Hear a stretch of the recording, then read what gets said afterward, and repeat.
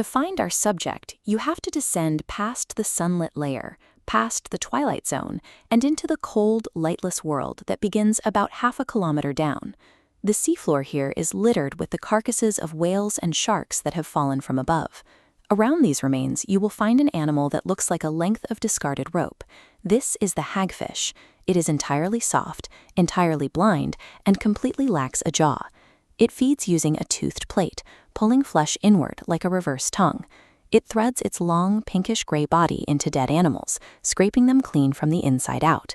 Living in an ecosystem heavily patrolled by deep-water scavengers presents a serious mechanical problem. Being soft, blind, and slow on the seafloor is a combination that should guarantee an immediate death. To survive down here, this animal has to solve one specific challenge better than anything else in the ocean. It has to survive being bitten. A predator arrives. In this case, a deep-water conger eel singles at a hagfish feeding near the rocks. It opens its mouth and clamps down hard on the animal's unarmored exterior. What dictates life or death here plays out in less than 0.4 of a second.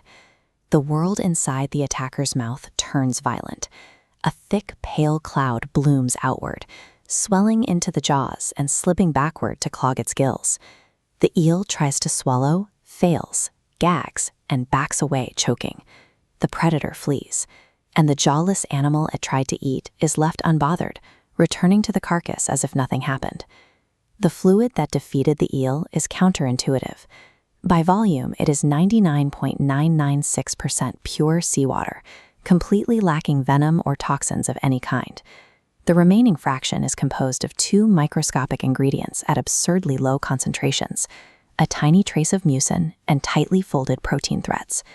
These threads sit coiled inside tiny capsules lining the hagfish's flanks.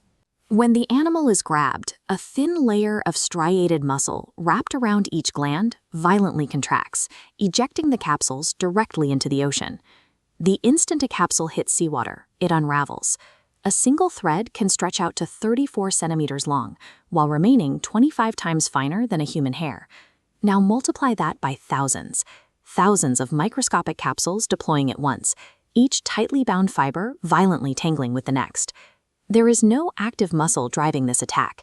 It works strictly by turning the predator's own respiratory water flow against it. The harder the fish pushes against this soft veil, the tighter the threads knit across its gills, creating an impassable net. That chemistry explains the choking, but a mechanical paradox remains. The predator still clamped down with full force before the slime deployed. A bite like that should easily crush a soft body. When researchers tested the puncture resistance of hagfish skin against 22 different fish species, they found it offered almost no real protection. It was as easily pierced as a flounder's. The answer lies in its internal anatomy. The skin is attached to the muscle only at the very edges. The rest hangs loose, floating over a massive internal cavity filled with a cushion of fluid, mostly the animal's own blood. When a tooth pierces that outer skin, the large, slack volume allows the solid muscle body underneath to simply slip sideways. The creature's leathery appearance is an anatomical bluff. The bite lands on empty fabric, sliding entirely past the vital organs. Once the predator is gone, the timeline of this animal shifts from fractions of a second to a scale measured in weeks.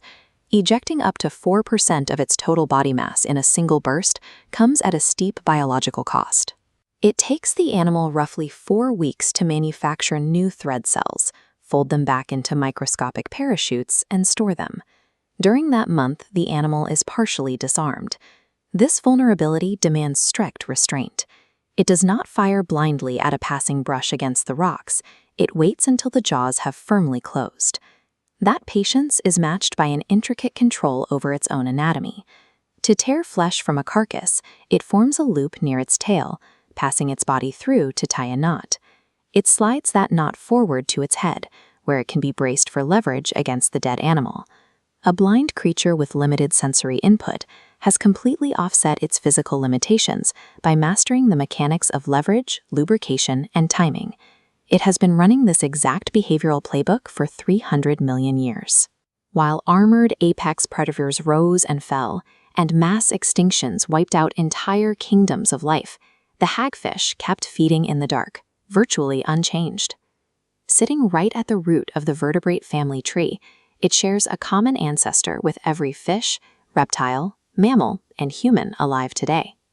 It is tempting to look at a long, blind body and call it primitive, but the animal is not a flawed, early draft waiting to evolve into something better. It is already a completed biological system.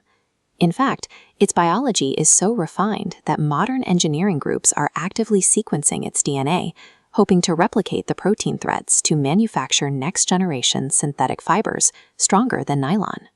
We tend to view evolution as an arms race of rigid defenses, speed, and lethal toxins. The hagfish offers a completely different strategy: absolute softness. Somewhere tonight, on a lightless stretch of the seafloor, another massive predator will bite down on this creature and then leave, choking on a handful of water and silk. And the jawless animal it tried to consume will stay right where it is, quietly waiting out another empire.